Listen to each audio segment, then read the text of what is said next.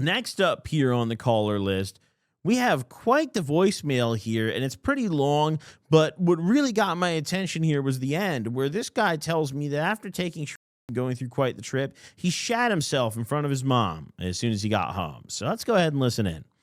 We're 2 for 2 on the calls today. As I was listening through these voicemails, I listened to tons of voicemails to prep this episode today, and you guys seem to have a bad time with Hey, Nick, long-time viewer, first-time caller here.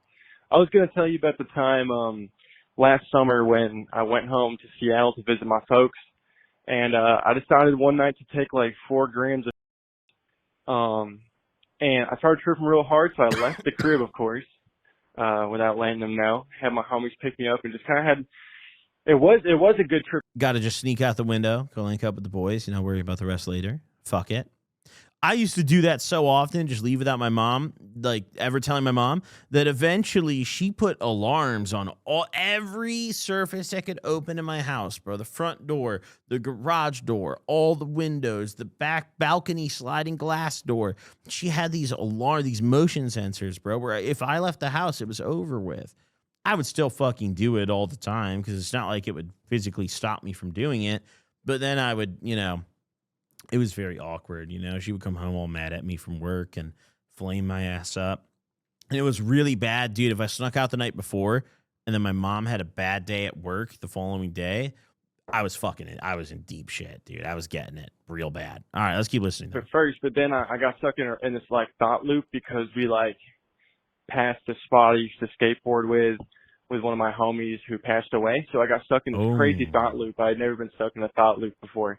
So the trip actually was very terrible. So I get home from tripping dick and having an awful night at like 2 a.m. and I was supposed to get up for my flight at 4 that morning. So when I got home at 2. A 2-hour discrepancy between when he got home still tripping dick and his flight. Still very much tripping. Both of my parents were awake and just like in the living room and they were like, "Where the fuck have you been?" And I was like tripping. And I get an anxious stomach very bad. Like my stomach hurts when I get anxiety. And I guess with the mixture of the going on and the fucking anxiety from looking at my mom's disappointed face while I was tripping dick and having an awful trip, I literally just shit myself, like sitting, like I just, like diarrhea hot, like the kind of burning.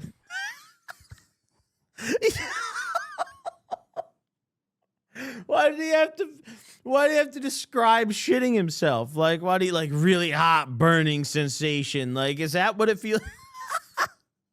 Like, normally the cool times where you shit yourself, moderate temperature isn't too bad. It's just the hot burning ones, Hot diarrhea, like just like literally shit myself, standing there talking to my mom. As soon as I told her I was on, she's like, "What the fuck what are you on?" And I was like, "I'm on," and I just shit myself. So that was pretty awful. I also had a reunion for the rehab I went to the next day that my dad went to me with, like all the way in Arkansas. So we got on a plane together like 2 hours later. You got a lot of anxiety built up, bro. You just walked into your living room tripping. Your parents are waiting for you, intervention style. You got a rehab reunion and you just shat yourself. I mean, dude, tough couple days. After I shit myself, and then he went to fucking we went to rehab reunion. It was awful. So yeah. Oh, God. We're about to call him, but like, I just need to take a minute because the way that he so like vividly described shitting himself was really remarkable. Like the heat, the sensation that he described. I'm intrigued, dude. We're calling him right now. And like shitting yourself just seems like such like a nightmare. How do you get out of that scenario? What is the quickest exit when you shit yourself in public? Like at the crib, you shit yourself, that's a whole different beast. That's easy, bro. You just, I don't know, just change or something, go get in the shower. He might be shitting right now, dude. That's why he's not answering. Come on. Come on, Shitler, dude. Fucking answer. Please leave your message. God damn it. He didn't answer the phone. I'm actually really upset about that. Wow, that sucks. Alrighty, folks. Well, the pants shitter unfortunately didn't answer the phone, which, I mean, I guess if you're wiping your ass, you can't really answer your phone. So hands are a bit occupied. That's fine. But that's okay. You know? Let's go on to the next voicemail here, who is, this one is from someone. By the way, I just want to highlight, I didn't do this on purpose. I didn't specify anything about I asked about bad trips, and all of these fucking voicemails today are about literally all of them. So take that as you will. I don't know. Personally, I think a bad trip is probably easier to deal with than a bad trip, but I don't know. I think my rate of bad trips is higher than bad trip. You know, like I took it so many more times than I took and had a good time. Only that one real time I had a genuine bad trip. But all right, okay. Let's listen to this next voicemail. This guy took some while in the Marine Corps and got in some trouble. Hey, Goblin, long-time fan here. I'm calling because I wanted to talk to you about the time that I took a whole shit ton of while I was in the Marine Corps waiting to get stepped out for popping on. Sounds about right, yeah. Yeah, sounds about right. And out of nowhere, the whole platoon just started tweaking dick and balls and screaming at our sergeant because half of us were on waiting to get stepped out. Give me a call back. I'm sorry for the briefness. You know, I imagine this in the same way. Oh, I accidentally played it twice. I imagine this in the same way when I think of, like, people in jail doing, like, if you're, like, locked up in prison and you're dropping, which I don't think many do, but some probably do.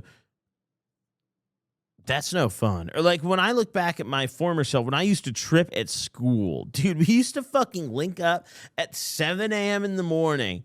We'd have one of our homies who had a car come pick us all up, and we'd fucking drop tabs in the morning before school and just go through the whole school day tripping balls. That's not fun. Like when I look back at that, that's not something like, man, that was always a good time. No. It was never a good time. It was always kind of stressful. Like, it was fun tripping, but in the back of your head, you're looking around like, do these people know I'm tripping? And that never fucking goes away. I couldn't imagine being a fucking Marine sleeping in your bunk and you're tripping balls with the boys. Your career, your life's on the line, dude. You gave it all up to join the military. You could have gone to college. You said, fuck no, I'm shooting people in the Middle East, dude. I mean, more power to you. Let's call this guy, though.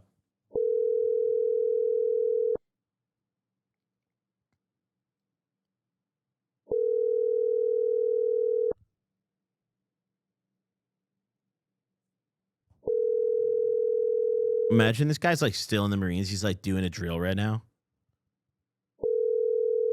That's why it's still ringing. He's getting his workout in.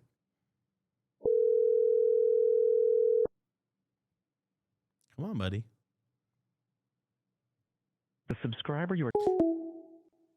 Listen, I'm going to say something right now, guys, okay? These past couple weeks, we have had a lot of non-answers, okay? I would like to kindly remind everybody of a really important aspect of this show.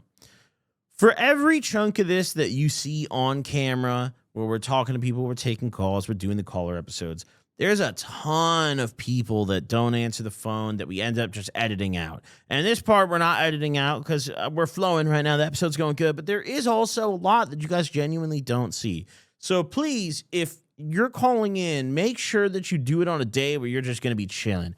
We're going to be free for most of the day. I always post the window of time where we're going to be calling you too. And like, just make sure you're free in that window of time if you call because it helps everybody out. Makes the episode better. Yada, yada, yada. All right. The next person to not answer the phone, I'm signing their phone number up. I'm actually going to hit up all my debt collectors that bang my line, just give them that phone number.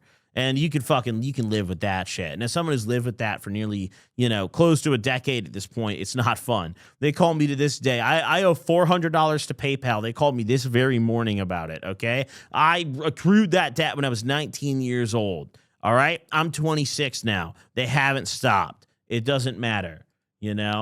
But